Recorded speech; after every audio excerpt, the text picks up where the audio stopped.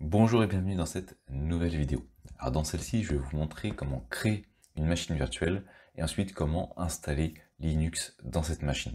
Alors pour ça, je vais utiliser une version Linux. Je vais utiliser donc celle d'Ubuntu. Vous pouvez bien entendu utiliser la distribution qui vous intéresse. J'ai juste pris une des plus connues. Donc j'ai téléchargé cette dernière. Elle est actuellement dans mon dossier de téléchargement. Et donc j'ai récupéré une image ISO que je vais pouvoir utiliser dans VMware, qui est un logiciel de virtualisation et qui va donc nous permettre d'utiliser ou de tester l'outil selon ce qu'on souhaite en faire.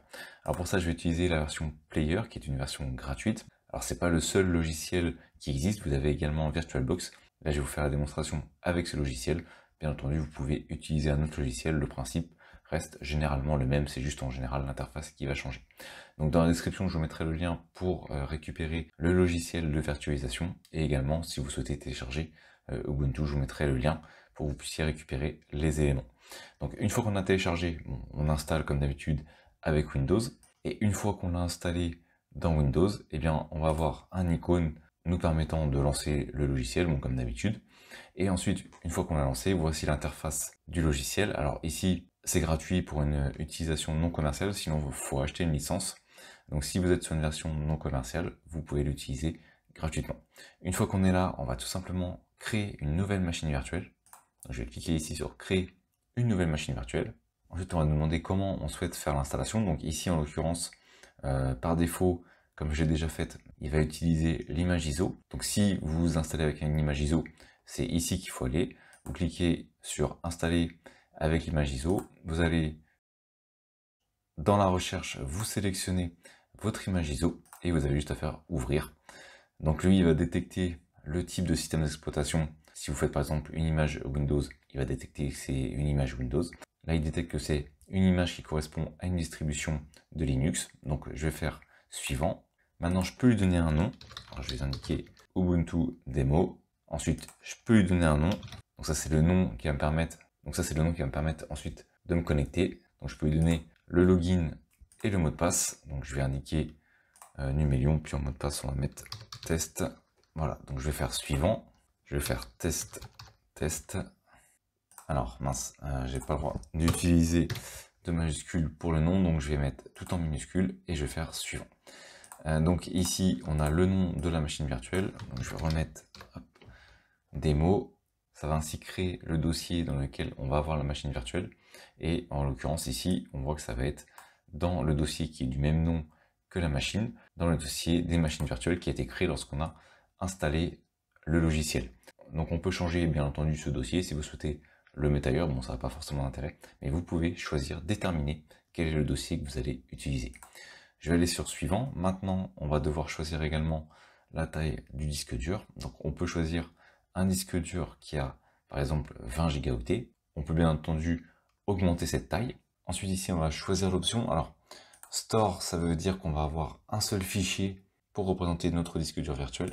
Et split, ça veut dire qu'on va avoir plusieurs fichiers pour représenter notre disque dur virtuel. Comme c'est indiqué en dessous, ça indique que si on choisit cette option, ça va être plus simple ensuite de migrer la machine virtuelle vers un autre ordinateur.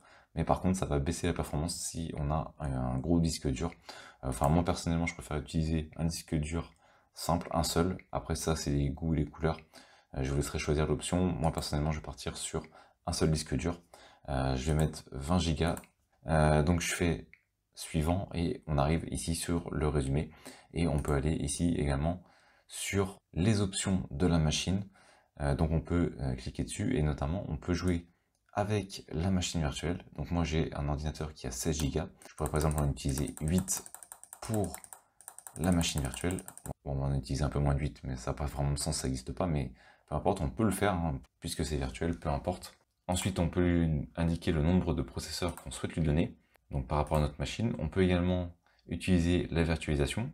Donc si vous souhaitez utiliser la virtualisation, c'est ici, au niveau du processeur. Ensuite, on a la connexion avec ici le fichier ISO, qui va se connecter au moment du lancement. On a ensuite la connexion au niveau du réseau. Donc comment est-ce qu'on souhaite se connecter? Soit on se connecte en NAT, autrement dit, il va partager l'adresse IP de notre ordinateur. Mais on peut aussi utiliser une connexion avec notre carte physique, donc notre carte réseau, pour avoir notre propre adresse IP. Mais si vous souhaitez, si vous n'avez pas envie de vous embêter, rester sur l'option de base, ça fonctionnera très bien au niveau du réseau. Ensuite, on a l'USB. Si on souhaite connecter par exemple par la suite des clés USB, eh bien on pourra le faire. On a la carte son qui va être automatiquement détectée. On peut spécifier une carte son si on le souhaite. On a ensuite ici l'imprimante et enfin on a également ici l'écran. Donc ce qui va vraiment compter, c'est la mémoire et le processeur, mais on peut changer ces paramètres par la suite. Ensuite, on peut ajouter également des éléments si on souhaite. On a ici les différents éléments que l'on peut ajouter. Voilà, donc je vais faire close. Si je souhaite, eh bien je peux lancer ma machine directement. Donc si je fais finish et je laisse cocher, ça va lancer directement ma machine virtuelle. Donc je vais décocher et je vais tout simplement faire finish. Et désormais, ma machine virtuelle vient d'être ajoutée ici. Si je le souhaite, je peux modifier ces dernières. Si je la sélectionne, je fais un clic droit par exemple, et je peux aller ici sur les paramètres. Et ça va ainsi reprendre les différents éléments de notre machine. On peut notamment modifier le matériel et les options. Ici, on voit qu'il a détecté que c'était Linux. On peut lui changer le nom. On peut également lui indiquer le fichier qui contient la machine virtuelle. Et donc, on va retourner ici sur le matériel. Donc là, je viens de lancer la machine. J'ai cliqué sur le play qui se trouvait ici. Il détecte l'image ISO qui se trouve dedans. Et donc, il va pouvoir ainsi lancer l'installation de Linux. On va patienter le temps que ça fasse les premières recherches. Donc l'installation se lance. Pour l'instant, j'ai toujours rien coché, tout se fait en automatique. Donc là, j'arrive sur, comme on peut le voir, l'installation du système et on va encore une fois patienter.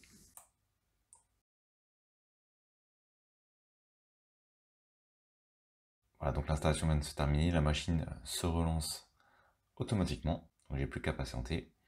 Et comme vous avez pu voir, eh bien, en réalité c'est très simple de l'installer, j'ai rien eu à faire. En fait, les premiers paramètres ont été faits auparavant, donc tout s'est fait en automatique. Maintenant, j'ai plus qu'à patienter. Et voilà, donc l'installation est terminée. On arrive sur la page de login. Il me suffit de cliquer dessus, d'utiliser le mot de passe que j'ai indiqué précédemment. Alors donc c'était test, je fais entrer et donc je peux accéder désormais à ma machine virtuelle Linux et donc à Linux Ubuntu pour commencer à utiliser ce dernier. Je patiente et donc désormais je vais agrandir mon image pour avoir Linux en grand et je vais donc pouvoir commencer à utiliser la machine. Si je souhaite avoir sur la totalité de l'écran ma machine virtuelle, et bien il me suffit ici de cliquer sur le bouton et j'ai désormais ma machine virtuelle. Ensuite, il me suffit de remonter la souris tout en haut pour accéder aux différentes options de la machine virtuelle. Je peux ici épingler bien entendu cette barre ou alors enlever la barre si par exemple j'enlève ma souris, sinon je repasse ma souris dessus. J'ai également la possibilité d'avoir des doubles écrans, la possibilité de lancer la commande CTRL Alt Sup et ici la possibilité de mettre en pause. Alors ensuite ici au niveau du player on a la possibilité lorsqu'on va par exemple insérer une clé USB et bien de la connecter sur notre machine. Par exemple ici on va sur les différents périphériques USB et il suffit par exemple ici de cliquer sur connecter, c'est-à-dire qu'on va connecter la clé USB sur notre ordinateur principal et ensuite en faisant connect, et bien ça va déconnecter de notre ordinateur principal pour la mettre directement sur notre machine virtuelle. Donc on va pouvoir mettre par exemple des clés USB. Donc voilà, il y a tout un tas d'options avec le logiciel qui est pourtant gratuit et tout un tas d'options qui vont nous permettre ensuite d'améliorer le confort au niveau de l'utilisation. Voilà, donc là en tout cas l'installation est terminée. Maintenant je peux utiliser Linux comme je souhaite. Voilà, si par exemple je lance un navigateur, on peut voir que le logiciel se lance et on verra dans une prochaine vidéo comment utiliser Linux plus en détail. Ici c'était vraiment l'installation que je souhaitais vous montrer. Et ensuite on va pouvoir commencer petit à petit à utiliser Linux. Merci d'avoir suivi cette vidéo jusqu'à la fin. Si cette dernière vous a été utile, vous pouvez la partager ou simplement ajouter un pouce bleu. Cela participe à faire découvrir cette vidéo. Vous pouvez également vous abonner à la chaîne et activer les notifications. Je publie régulièrement du contenu. Merci et je vous dis à bientôt pour une nouvelle vidéo.